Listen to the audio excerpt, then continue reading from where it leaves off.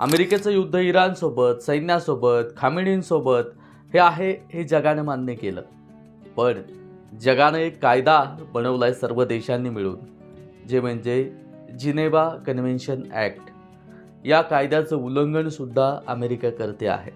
कारण या कायद्यामध्ये सांगितलंय निष्पाप लोकांना आणि छोट्या छोट्या चिमुकल्यांचा बळी घेतला गेला न पाहिजे. पण अमेरिकेने शाळेवरतीच मिसाईल डागली आणि 160 चिमुकल्यांचा बळी घेतला. हेच जर एखाद्या छोट्या देशाने अमेरिकेसोबत जर केलं असतं तर काय झालं असतं हे सांगायची गरज नाही आहे बांधवांनो. कारण प्रत्येक क्षेत्रामध्ये श्रीमंतांना थोडं झुकणं माप असतं, पण जे गरीब आणि दुबळे असतात त्यांच्यावरती कायम अन्याय होतो बांधवांनो. म्हणजे मी असं म्हणत नाही की इराण गरीब आहे, दुबळा आहे, असं काही नाही.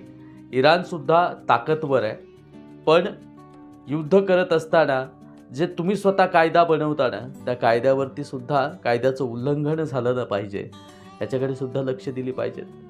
पण काय शेवटी ती अमेरिकेच्या विरुद्ध बोलणार कोण?